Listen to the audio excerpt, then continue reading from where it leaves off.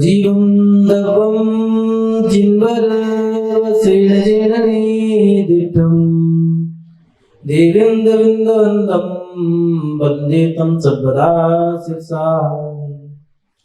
नमो हरिहन्ताणं नमो सिद्धाणं नमो आयरीयाणं नमो वज्रायाणं नमो लोये सब्बसाऊणं। जय बोलिए अंतिम तीर्थंकर विनायक श्री महावीर भगवान की। परम पूज्य आचार्य भगवत अभिक्षम ज्ञान उपयोगी श्री वसुनंदी जी महामुनि राज की। अहिंसा में विश्व धर्म की। परम पूज्य समण मुनि श्री सदानंद मुनि राज की।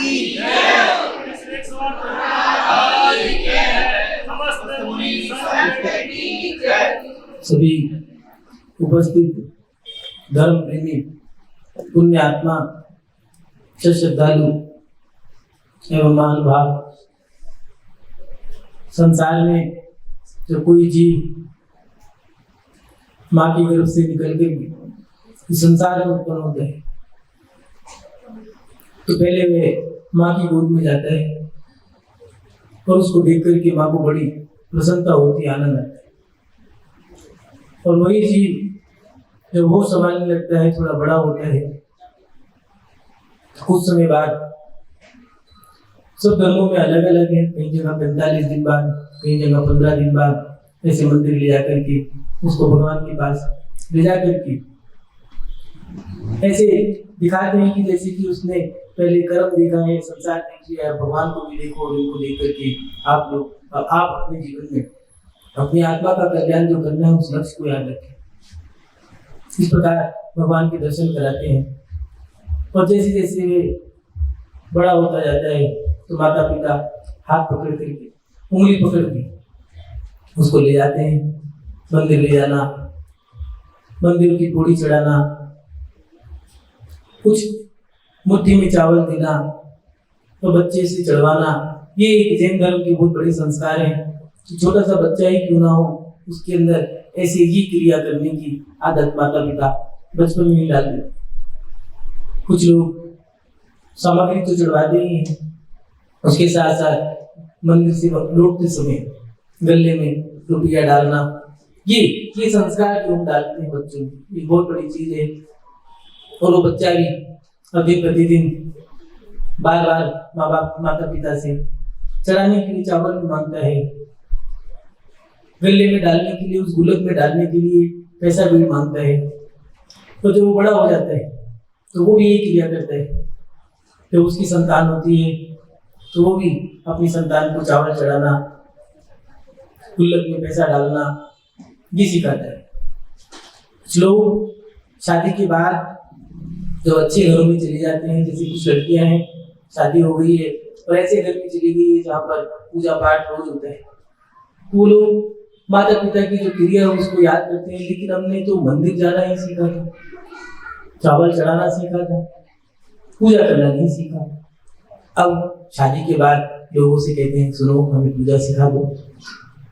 पूजा भी सीख गए हैं और पूजा करनी शुरू कर दी है, लेकिन मन में एक सवाल खड़ा होता है कि भगवान के मंदिर में इतनी देर हमें क्यों, मंदिर में आए दर्शन किए और जाओ, इससे ज्यादा समय देने से लाभ क्यों करें हम ये पूजा, हम पूजा क्यों करें, एक सवाल खड़ा होता है। सामग्री भी चढ़ाएं, समय भी दें। तो महानुभाव हमारे आचार्य भगवंतों ने हमारे पर एक असीम कृपा की। आचार्य समन्वय स्वामी जी जिन्होंने स्तुति विद्या, रत्नाकर शावकाचार, संभुस्तुत इत्यादि जो ग्रंथ लिखे हैं, आत्ममीमांसा आदि ऐसे ऐसे ग्रंथ हमें देखे गए हैं धरोहर में, जिनके माध्यम से हम अपनी आत्मा का कल्याण कर रहे हैं और करते रहे। आचार्य समन्वय स्वामी जी ने रत्नाकर शावकाचार नाम का जो अनूठा ग्रंथ हमें दिया है, उसमें उन्होंने कैसी चीजें हमें दी हैं। सम्यक दर्शन, सम्यक ज्ञान, सम्यक चरित्र हमारे जीवन का एक ऐसा खम्भ है, एक ऐसा स्तंभ है जिसके माध्यम से हम अपनी आत्मा का कल्याण करते हैं। आचार्य समन्वय स्वामी जी ने रत्नाकर शावकाचार ने मात्र सम्यक दर्शन ज्ञान चरित्र नहीं दिए, इसके साथ साथ उन्होंने संलेखना, समाधि जीना कैसे है, मरना कैसे है, पूरी कला जो सिखाई और उसके साथ साथ दान, पूजा और व्रत ये भी बताए, व्रतों को कैसे अंगीकार करें। आचार्य समन्वय स्वामी जी ने रत्नाकर शापाचार्य की 119 नंबर की गाथा में हमारी जिज्ञासा का समाधान आज से लगभग 2324 वर्ष पहले ही कर दिया।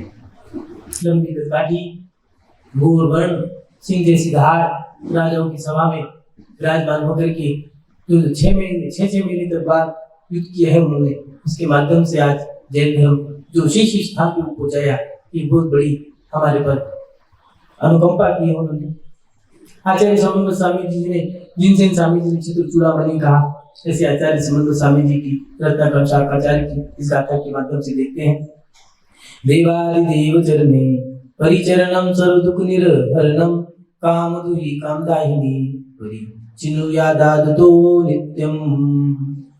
क्या आचार्य समन्वय स्वामी जी लिख रहे हैं, श्रावक को आदर से युक्त होकर प्रतिदिन मनोरथों को पूर्ण करने वाले और काम को भस्म करने वाले अरिहंत भगवान के चरणों में समस्त दुखों को दूर करने वाली पूजा करनी चाहिए।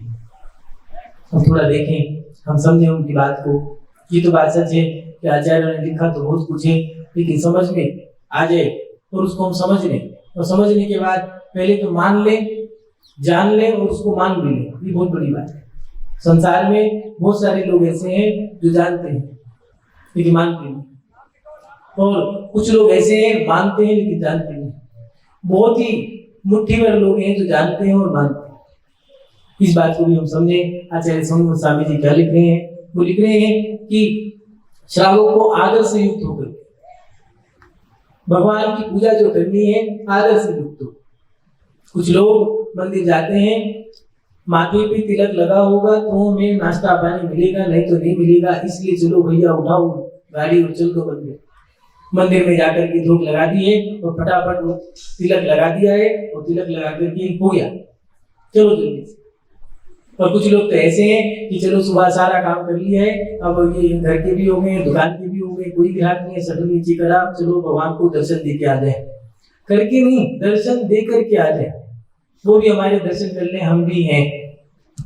लेकिन ऐसी पूजा, ऐसे दर्शन कोई काम के लिए यहाँ दे रहे हैं। आदर से युक्त होकर मंदिर जाना पड़े, ये भी क्या कोई लाभ नहीं।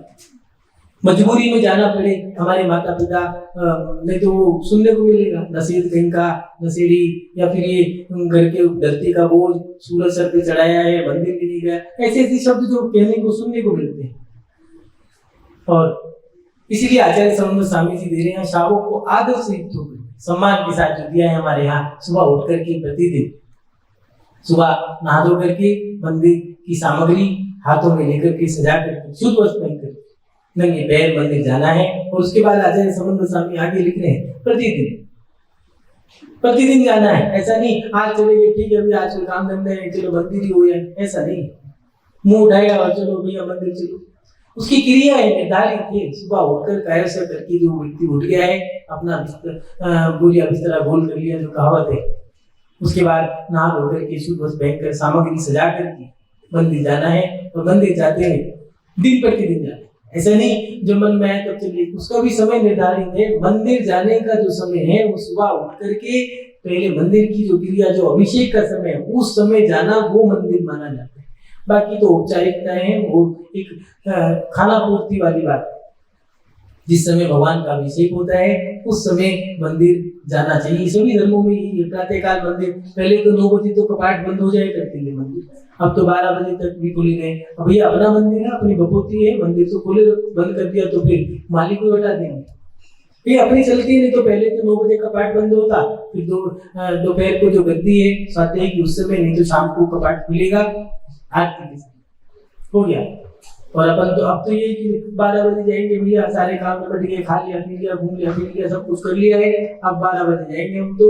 और वो माली भी परेशान है, अभी जो झाड़ू मारी थी फिर चावल फैला गए, गंदगी फैला क्या नहीं, वो अलग है।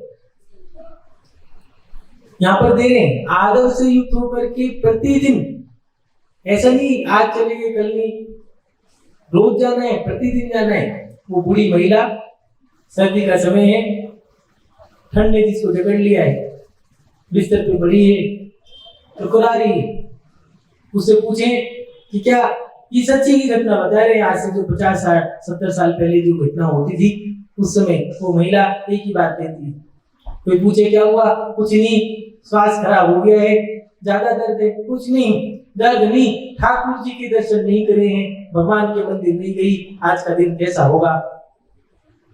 ये मन में विचारधारा है। पूरे दिन कोई सखी आए तो बहू आए तो मेरी बहू, आज तो पूरा दिन बर्बाद हो गया, भगवान के दर्शन नहीं करे।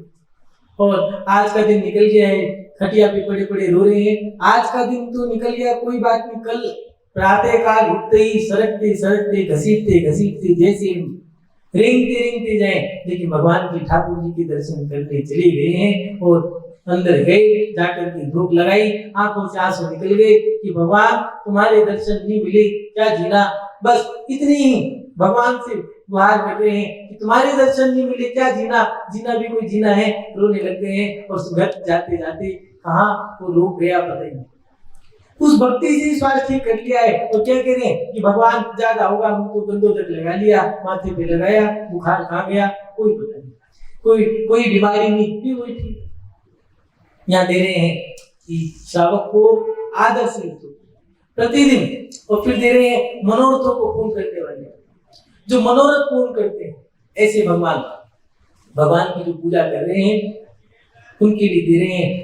ये धर्मात्माओं की बात कर रहे हैं, हर व्यक्ति के लिए नहीं कह रहे, जो धर्मात्मा है उनके लिए मनोरथों को पूर्ण करते तो दिया है।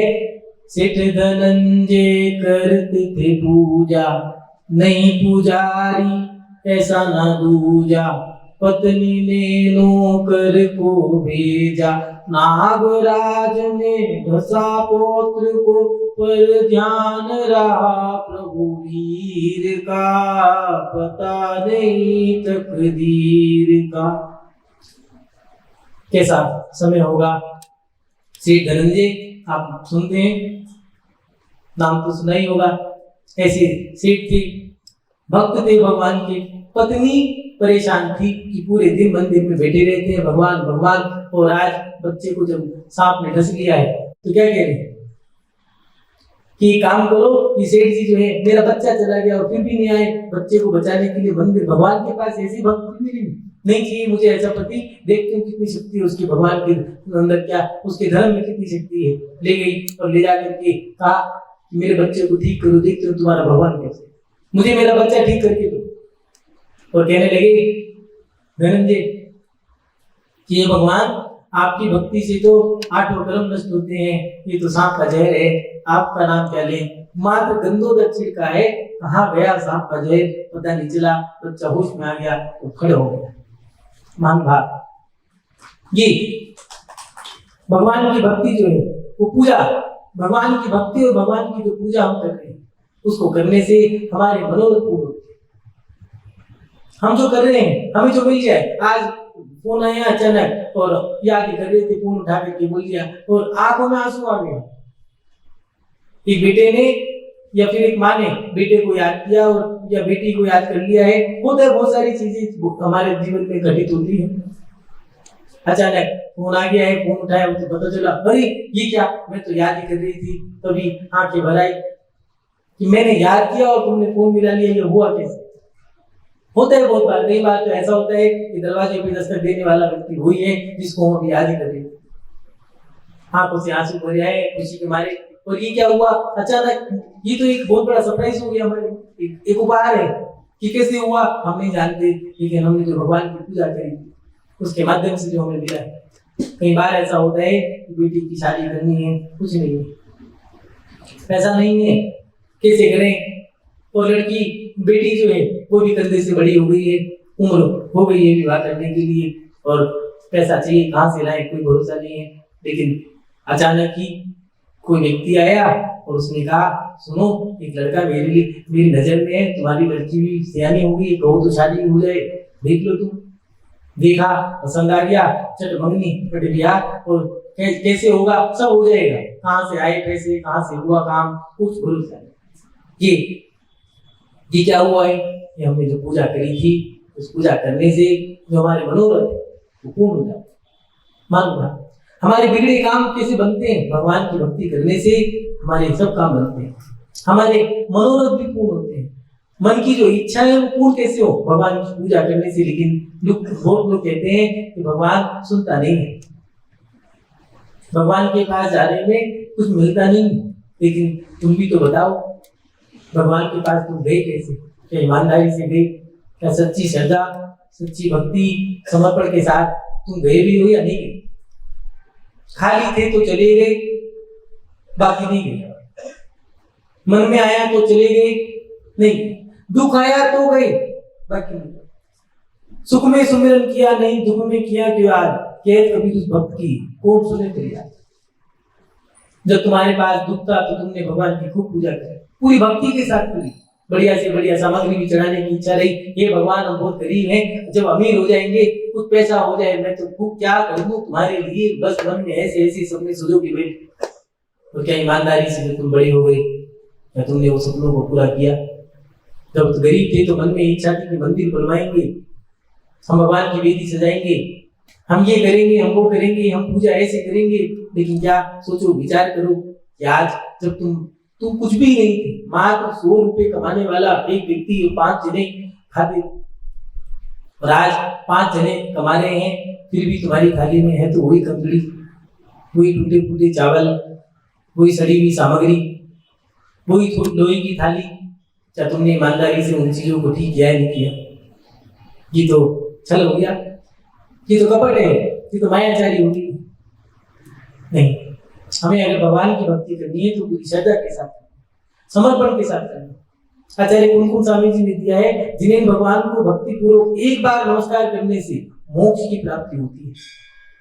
तो ऐसे वैसे नहीं, आचार्य कुमकुम स्वामी जी कह रहे हैं। लेकिन देखें कि हमने सही मायने में नमस्कार भी किया है।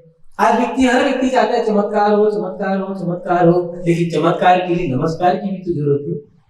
क्या सोमा सती जैसा तुम्हारा नमस्कार है? क्या द्रौपदी जैसी तुम्हारी श्रद्धा है? क्या मीरा जैसी तुम्हारी भक्ति है? सीता जैसी तुम्हारी पुकार है? सोचो, कभी आग का पानी हुआ है? कभी नाग का हार हुआ है? क्या तीर्थंकर भी कभी तुम्हारे पुकारने पे चल के आए हो? लेकिन चंद्रा ने पुकारा तो चल के आए। मान भाव हमारे जीवन में जो भक्ति है, जो पूजा है, वो हम बहुत कुछ देखेगा। यहाँ आचार्य समन्वय स्वामी जी लिख रहे हैं कि शावक को आदर से युक्त होकर, अनादर से नहीं, आदर से। कभी कभार मन में खेद होता है कि मंदिर जाने का भी नियम देना पड़े, पूजा भी करनी सीखनी पड़े। ये तो अधर्मात्माओं के काम है। धर्मात्मा की विद्या है, वो तो सम्मान से। कई लोग तो ऐसे हैं, मंदिर ना जाए तो मन नहीं लगता है, संक्लिष्टता होती है। मुस्लिम धर्म में तो दिया है कि जुम्मे की नमाज ना पढ़ो तो शैतान का दिन। मंदिर छूट गया तो बेचैनी होती है, पूरे दिन सारे काम कर लिए, जो मंदिर का 1 घंटा निकला था उसमें हमने कपड़े भी धो लिए, बर्तन भी धो लिए, और कमरा भी साफ कर दिया है, या दुकान पे 1 घंटा ज्यादा दे दिया है। लेकिन रात को सोते सोते मन में खेद रहता है कि आज तो छूट गया। क्या छूटा है समझ में नहीं आ रहा। जो हिसाब लगाते हैं, सुबह उठ करके मंदिर जाते तो लगता है ओ भगवान तुम्हारे दर्शन निकले थे, इसलिए पूरा दिन बेचैनी से निकला। कमाई कर ली है, 2 रोटी ज्यादा खाई है, और दिन से अच्छे से अच्छा किया है, लेकिन दर्शन नहीं करे, आज मन उदास है। कई लोग तो ऐसे होते हैं, उनके हाथ में फड़कने लगते हैं, जल्दी भागो, टाइम हो गया है मंदिर का। ये क्या है? ये आदर सम्मान यहाँ लिख रहे हैं कि आदर से युक्त होकर प्रतिदिन हमारे मनोरथों को पूर्ण करने वाले और काम को भस्म करने वाले भगवान की मुद्रा आप लोगों ने देखा होगा मंदिर में, जो भगवान की जिन बिंब है। जैन धर्म में जितने भी जिन बिंब मिलेंगे भगवानों के, सब नगर मुद्रा वाले हैं। कोई भी कपड़े वाले नहीं मिलेंगे, रागी वाले, सराकी वाले नहीं मिलेंगे। उनके पास जाने के बाद जैसे ही मंदिर के पास पहुंचते हैं, कहाँ पड़ी है चप्पल, कहाँ गई है कुछ नहीं पता, पैर धोए सीधा अंदर गए, और जाते के साथ ही फिर तो क्या है, भगवान से टकटकी लगा करके बात कर रहे हैं।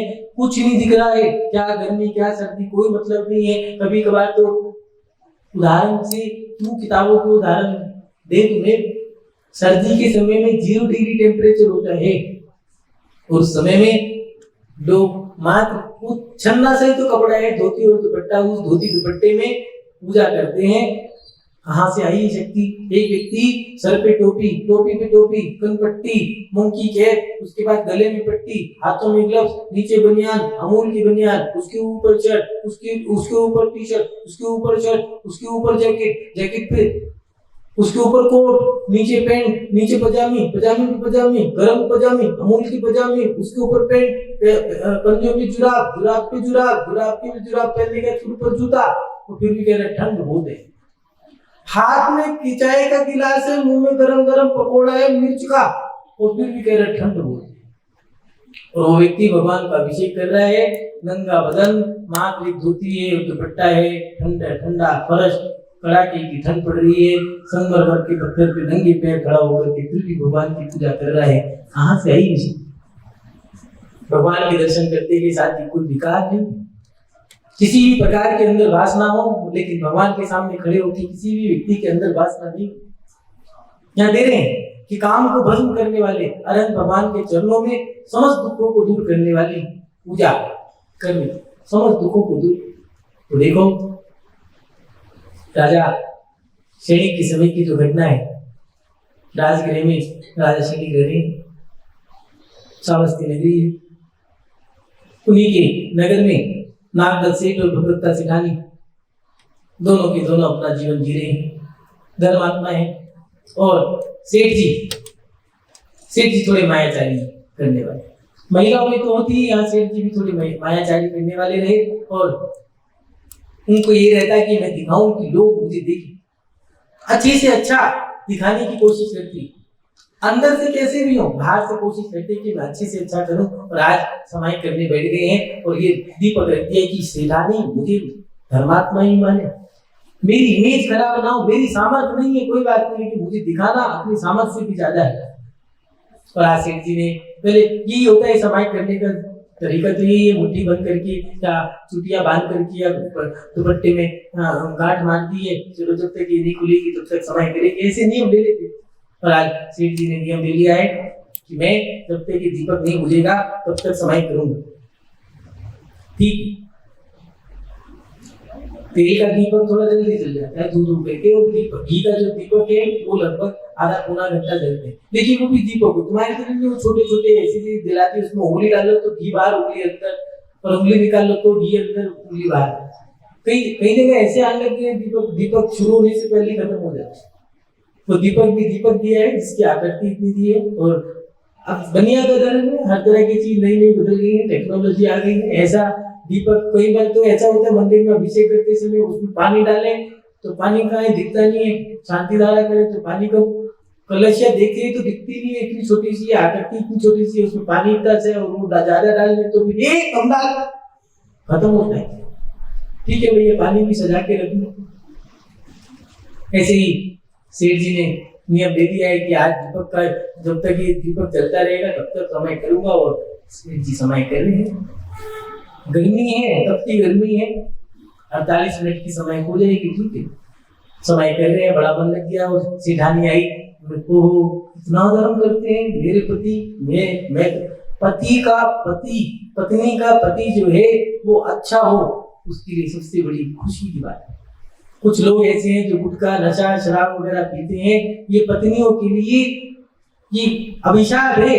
ठीक है, अब शादी हो गई तो रहना पड़े, गठबंधन हो गया तोड़े, थोड़ी ना बंधन हो गया तो बंधन, लेकिन वो पति जो है जितना अच्छा होता है पत्नी को उतनी खुशी, उसको बड़ी खुशी, मेरा पति इतना अच्छा समय करता, धर्म ध्यान करता, पैसा भी कमाता, निठल्ला नहीं है, धर्मात्मा है, अच्छा है, सारे गुण, मैं क्या करूं, मैं इनकी साधना में सहभागी बन जाऊं। और बस फिर क्या था, एक कटोरी ली और घी डाल दिया। जब जब ये सेठानी मेहरबान हो तो बच के रहना, सावधान, ये सेठानियां मेहरबान। फिर तो अब तो क्या है, सेठ जी फंस गए, गर्मी का समय है, तालू सूख गया, जाप करने में गला सूख गए, बार बार देखते रहते, भड़का के चली गई सेठानी, कहीं की मर जाऊंगा, जब रहे, और फिर दोबारा आ गई, फिर खत्म हो गया, और सेठ जी को कोई कष्ट ना हो, फिर डाल दिया। अब तो मर जाऊंगा मैं तुम्हारे के मालूम होते हैं, सेठानियों का होता है, ऐसा नहीं आज ही, चौथे काल में भी होता है। और दीपक जल रहे हैं, नमोकार मंत्र भूल गए, पानी की प्यास लग रही थी, पानी पानी पानी पानी पानी करते करते ही मर गया, प्राण चले गए। मायाचारी ऐसा नहीं है, मंदिर में बैठा हुआ हर व्यक्ति पुजारी हो सकता है। कुछ लोग तो भिखारी होते हैं लेकिन बनते पुजारी। क्या पता पुजारी के कपड़ों में मांग रहे होंगे, हर तरह के लोग होते हैं।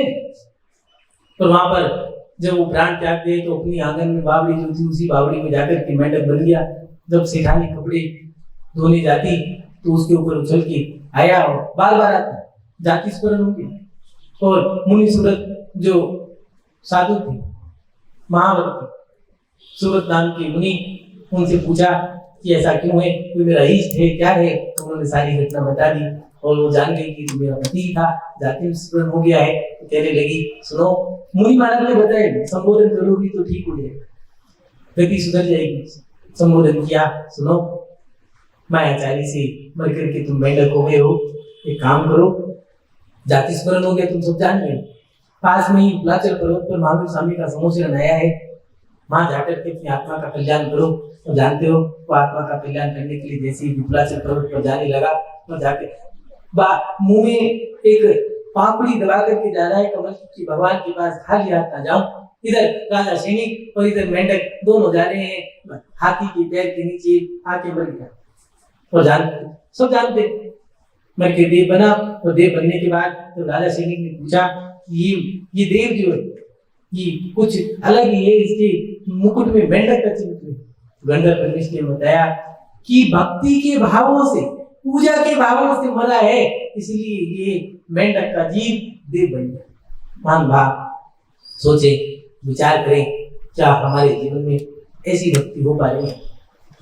क्या हम ऐसी पूजा कर पा रहे हैं या नहीं कर पा रहे? क्या ऐसा भगवान के प्रति समर्पण है या नहीं? मंदिर भी नहीं गया है, समोसरे में पैर नहीं रखा, अभी तो 20,000 सीढ़ियां हैं उन पे भी पैर नहीं रखा। मंदिर में समोसरन में भगवान के दर्शन करने और पूजा के भावों से जा रहा है कि भगवान मैं आपके सामने पुष्प चढ़ा दूंगा, मेरी गति सुधर जाएगी, इन भावों से गया है। और हाथी के पैर के नीचे आकर के मर गया, अभी मंदिर भी नहीं गया तो देव बन गया। हम मंदिर में कितनी पूजा कर चुके हैं, दुनिया भर की तो हमने सामग्री चढ़ा दी है, बोरियों की बोरियां खाली कर दी है, घंटों घंटों हम मंदिर में बैठ करके पूजा कर चुके, लेकिन हमारे अंतरंग के परिणाम कैसे हैं हमने कभी उस पर ध्यान नहीं।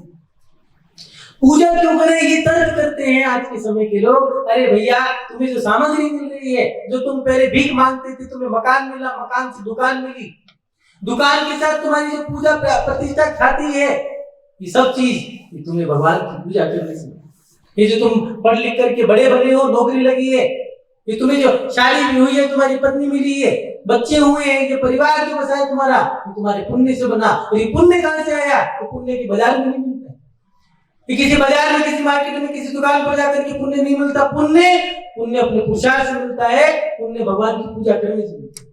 पूजा करनी होगी, अगर कोई जैन है, कोई धर्मात्मा कहता है अपने आप को जैन कहता है, तो मंदिर आना पड़ेगा, नाक रगड़नी होगी, सिर झुकाना पड़ेगा, भगवान के दर्शन करने होंगे पूजा के साथ, श्रद्धा के साथ, भगवान की पूजा भी करनी होगी।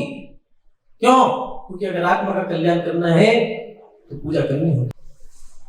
काम तो अच्छे होते हैं, हमें सुख मिलता है, हमारे दुखों का अच्छे होता है, जो दुख है वो दूर होते हैं।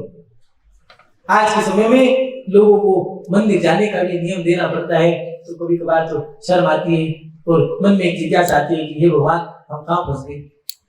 मन में आता है, दुख होता है कि कहाँ थे हम, कहाँ पहुंच गए हैं। पहले तो यही था, सुबह उठ करके पहले मंदिर जाएंगे और पूजा करके तब जाकर के दिन शुरू होगा। और अब तो दिन कैसा भी हो, पूजा मंदिर छोड़ो, तो अब तो हमारे पास मॉल में जाने का, हॉल में जाने का समय है।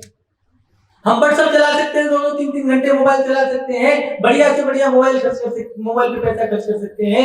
मैगजीन, आर्टिकल, न्यूज़पेपर पढ़ने का हमारे पास समय है, लड़ने का समय है, खींचातानी करने का समय है, दूसरे की टांग खींचने का समय है, मगर पूजा करने का समय। व्रत कर लिया है, उपवास कर लिया है, तो पूछते पूजा करनी जरूरी है क्यों भैया? उपवास क्यों करा? ये तुम्हारे घर पे आए थे कोई सेल में उपवास बेचने के लिए, उपवास खरीद लो, उपवास खरीद लो। अरे व्रत करा है, उपवास करा है, तो पूजा तो करनी होगी। भगवान है, 3 लोक के नाथ है, मनोकामनाएं पूर्ण करनी है, फल की प्राप्ति करनी है, इच्छाओं की प्राप्ति करनी है, तो पूजा तो करनी होगी। मान बाप मन में एक सवाल खड़ा होता है, नई नौजवान पीढ़ी वो कहा करती है कि पूजा क्यों करे, क्यों करें पूजा, क्यों करें, 1 घंटा खराब हो। 1 घंटा खराब नहीं किया है, ये जो तुम्हें मिल रहा है, जो तुमने घर बसाया है, पता नहीं कितने लोग ऐसे जिनकी गृहस्थी नहीं बसी है, कुंवारे बैठे हैं घर के अंदर सड़ मर रहे। कई लोग ऐसे हैं जिनके पास नौकरी नहीं है, ना नौकरी है ना छोकरी है। ये जो तुम्हें मिल रहा है ये सब तुम्हारे पुण्य से मिल रहा है, और पुण्य तुमने भगवान की भक्ति करने से, पूजा करने से, इनके माध्यम से इकट्ठा किए। पूजा करने से हमारे समस्त दुखों का क्षय होता है, हमारे दुख दूर होते हैं। इसलिए हमें जिन भगवान की पूजा नित्य प्रतिदिन करनी होगी। मान भाव हमारा एक सवाल खड़ा रहता है, तो पूजा कैसे क्यों करें? पूजा करने से हमारे दुखों का क्षय होगा, दुख दूर होंगे, मनोकामनाओं की पूर्ति होगी। आप सभी लोग अपने जीवन में जिन्हें भगवान की पूजा पूरी भक्ति और श्रद्धा के साथ करें। इन्हीं सद्भावनाओं के साथ अपनी सब श्रृंखला को विराम देता हूँ। जो बोली परम पूज्य आचार्य गुरुदेव श्री वसुनंदी जी मुनिराज की, अहिंसा में विश्व धर्म की।